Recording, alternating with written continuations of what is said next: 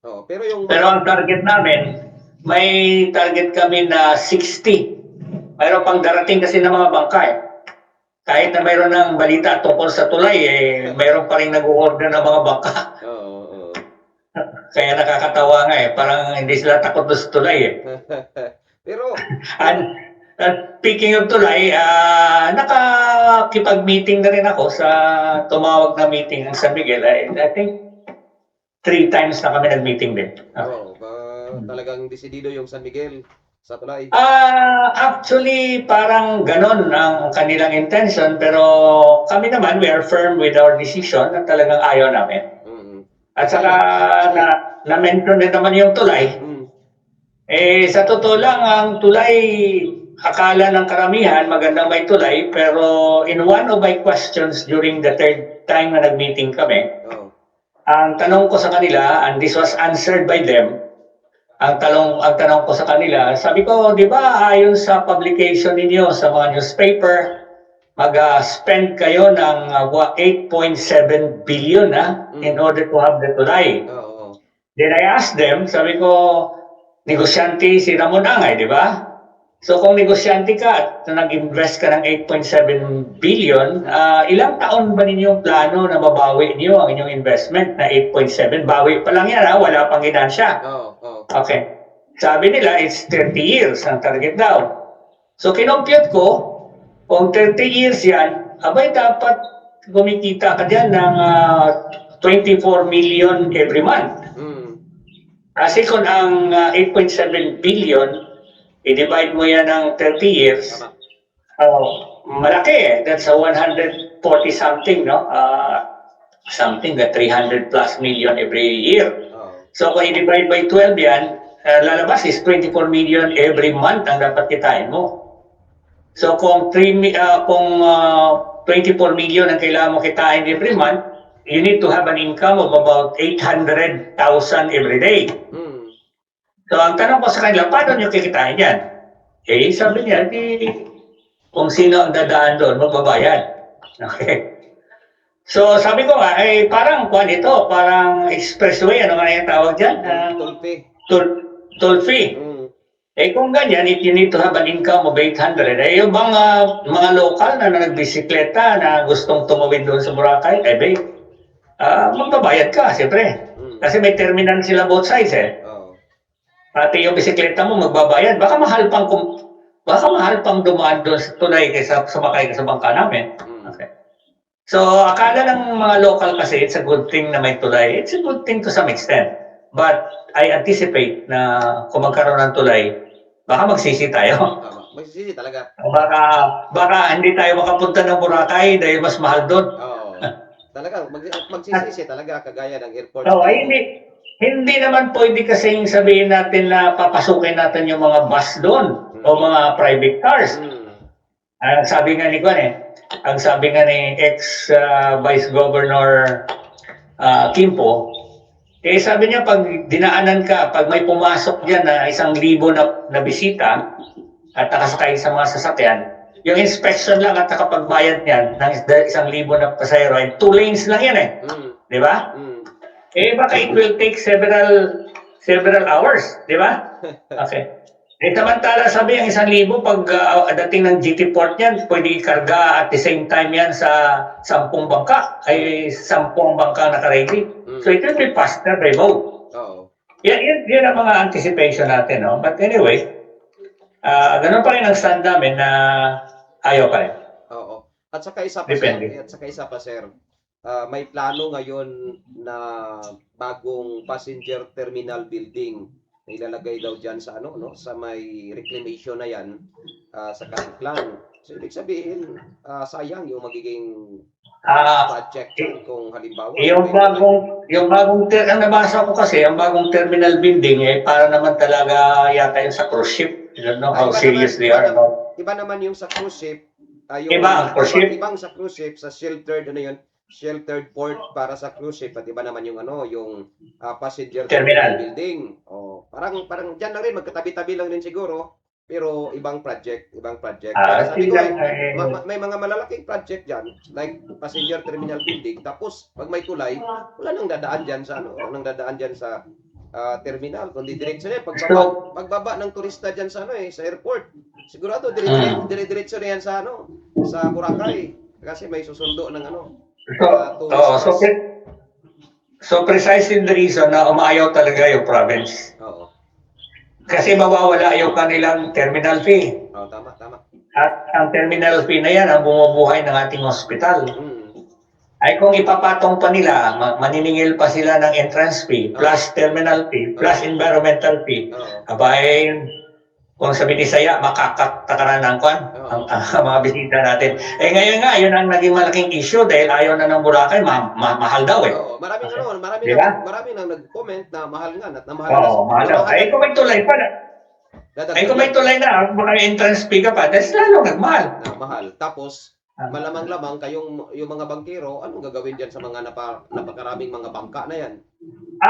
Ako, Ron, ang sa kanilang binitawan namang salita sa akin is that they will not prohibit us to go on with our daily na livelihood program, no? Yun naman ang okay naman sa akin yan eh. Kasi wala tayong magagawa kung itutuloy nila. Basta ang akin lang is tulungan na naman nila kami na magkaroon ng pag-settle ng aming mga obligasyon dahil sa modernization. At saka isa pa, wag lang nilang, ayun nga, paulit-ulit ko na lang ang sinasabi to, wag nilang higupin ang dagat at habang may dagat, kaya namin siguro kahit paano, mabuhay kami. Total, hindi naman negosyo yan sa amin eh.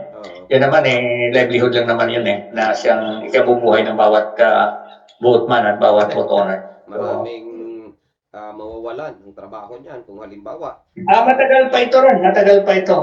It will take time. I've been telling them, sabi ko nga, I have still the trust sa judicial system ng Pilipinas. At kung magpupursige sila, the only way is to go to the court. And willing naman kami. Kung ano ang sabi ng court, kung talagang that's something for the growth of the community, ay wala tayong magagawa.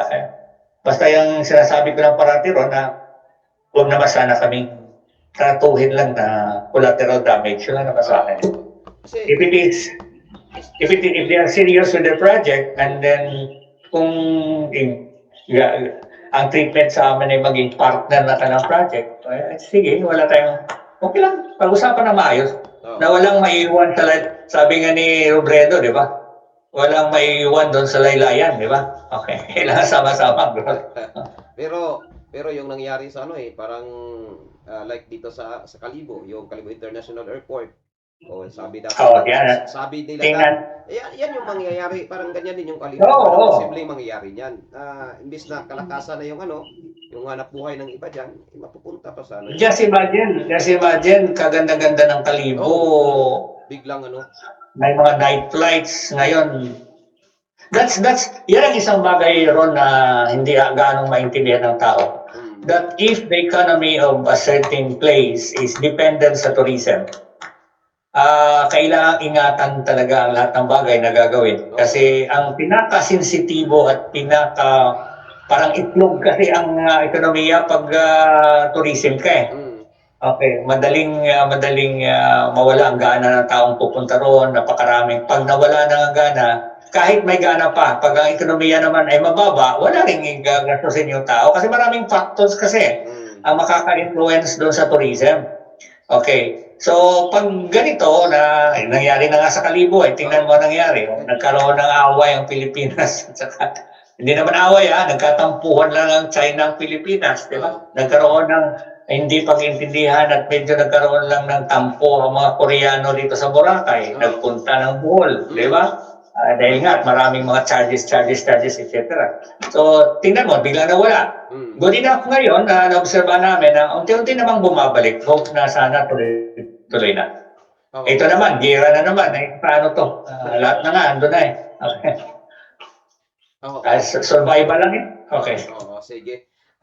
Sir SB, salamat sir sa mga information na binigay mo sa amin dito sa dalawang topic ko ngayon, yung about sa oil price hike epekto sa mga bawang bangka at dito sa tulay na ito sir. Salamat. Yung sa tulay naman Ron is basically still under negotiation yan. Negotiation sa side nila. Ang sabi ko nga sa kanila, sige sila negotiate kasi. Ang sabi ko sa kanila, ayaw naman namin sabihin sa inyo na hindi kami haharap sa inyo kasi nakakaya naman yun, di ba? Okay. Ang sa amin lang sabi ko nga sa kanila, kung sa mga basketball ito, ang bola na sa inyo, kayo na nagdi-dribble. Siyempre, maghanap rin kami kung paano kami magdidepensa, hindi kayo makagol ng ring sa kabila, di ba? Kaya sabi ko nga, it's still open and we are really thinking na depende, sabi ko nga sa kanila, nasa inyo na yan kung ano. Natatawa pa nga ako doon sa isang napag-usapan namin. Sabi ng San Miguel, matutulong naman kami sa inyo eh. Halimbawa, sabi niya, kung bibigyan kayo ng Ford Fiera, sabi ng ganon. Sabi ko, nakaka-insulto naman ma'am, yung offer niyo na Ford Fiera. Nakakabili nga kami ng 9 million to 10 million na isang bangka, Ford Fiera, ipapalit ko dyan. Para, natawa rin sila natawa. Okay, so ganyan talaga It all depends. Ibig sabihin ngayon, kaya nga sabi nila, yung mga lobby boys ngayon, gumagalaw na para lang, itong tulay na. Kasi sa local gumagastos na. sa local government naman doon kasi ang Malay local government ayaw. Ang province ayaw. I will borrow the words of the ex-vice governor Kimpo. Sabi niya, ang inyong tatawiring tubig, sabi niya, municipal waters yan Pag hindi pumayag ang munisipyo na Malay niyan, may hirapan kayo. Kasi nasa batas yan from the planning stage.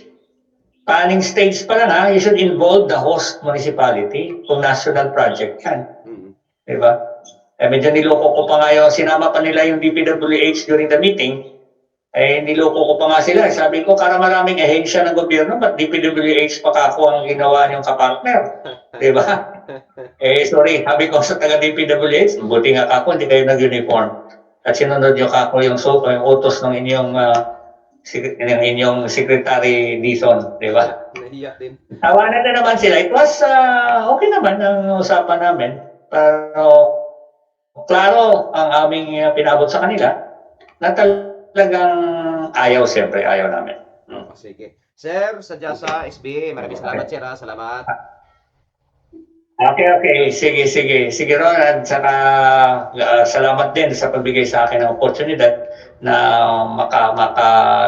makipagtalasta sa inyo sa mga developments namin dito sa CBTPC. At sa lahat na naman nakikinig, salamat po. Okay, salamat sir, salamat.